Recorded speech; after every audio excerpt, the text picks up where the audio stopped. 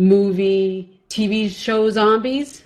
No. And I also forgot someone, so I didn't mean to cut you off. But we also have Talking Smack with Regina, 9 to 11 Tuesdays, and 9 to 10 on Thursdays, Central Time. Oh, yeah, she's a hoot. I've listened to her a couple times.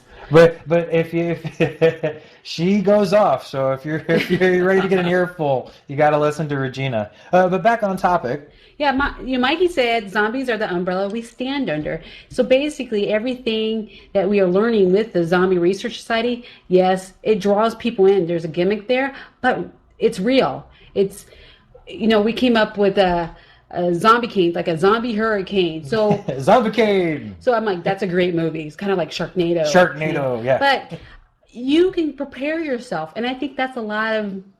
I know you and I know myself, we volunteer for our different organizations within our community to help out our community and help other people out, CPR, AED training, bloodborne pathogens. The Omaha Citizens of...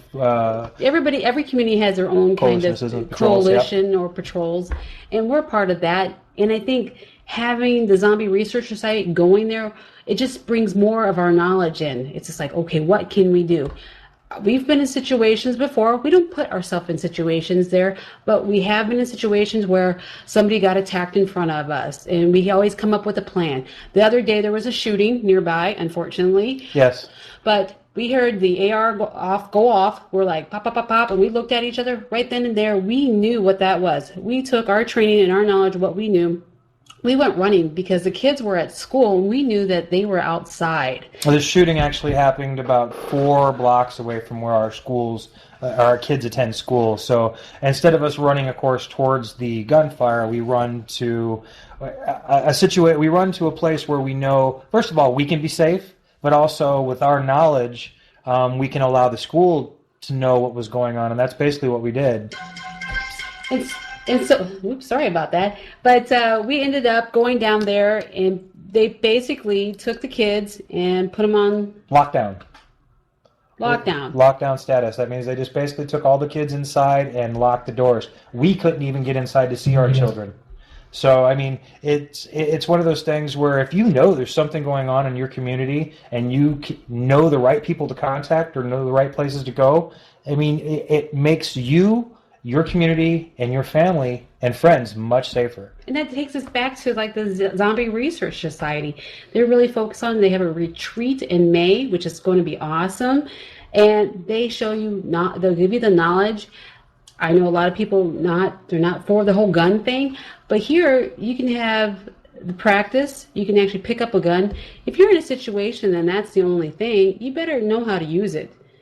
Take the safety off, or I don't know which way to shoot it. I mean, yes, everyone wants to pick it up and do the gangster sideways, whatever stance. Oh, even as simple stuff like starting a fire. I know people, you can give them the lighter and the wood and the kindling and everything, and it still will completely baffle them on how they're going to have to put everything together to create a fire. In any condition. I don't just mean in a normal condition. I'm talking windy, rainy, snowy, whatever. Isn't it just like you turn on the stove and you just do it that way, throw matches at it and it'll go poof like in the movies?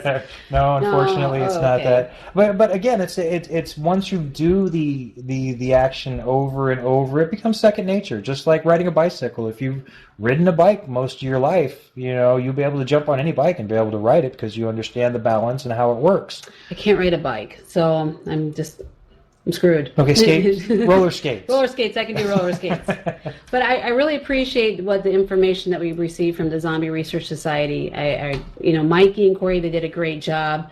I'm hoping I can have a long, I'm not saying career, but a long friendship with the group and friendship with the society so we can learn a lot from. Well, I can tell you right now, Afternoon Bytes is going to have them back probably more than once just because they're 2 incredibly knowledgeable gentlemen.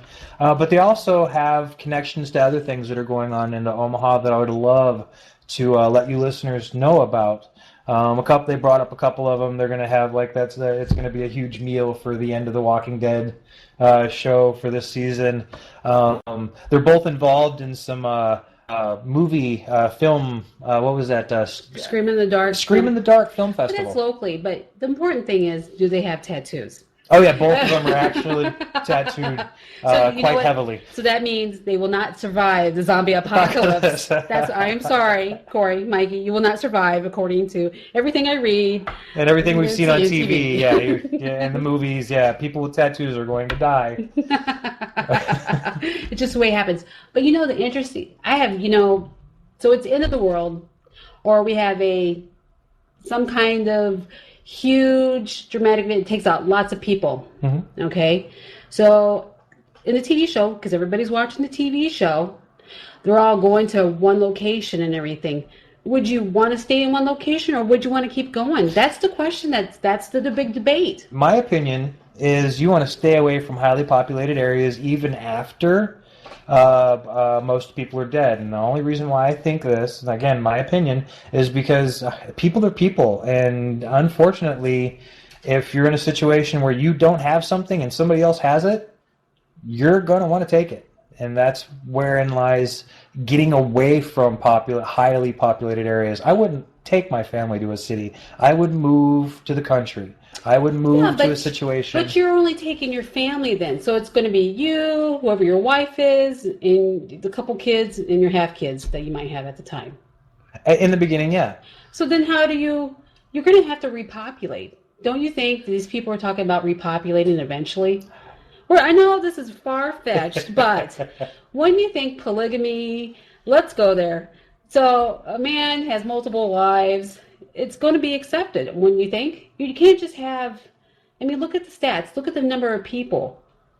Well, having multiple husbands or wives, or just having a community-based relationship, I think. Is that what you're calling it? It would be a community-based relationship, and I'm not talking about a whole group of swingers. I'm just talking about a bunch of individuals that understand that there are going to be the individuals to populate that area. I'm not talking about populating the entire world. That's impossible. But impossible. Supposedly Adam and Eve did that in that word. I'm not even going to touch that one.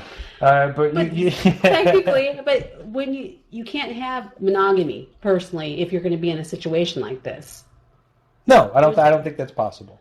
I don't think you'd be able to have a one-on-one relationship and still be able to, like you said, populate. But even that I think that stands today too. My kids, I try to introduce them to as many knowledgeable people that are my friends. And then we also look outside of our friendship circle to find individuals that will help our kids learn more.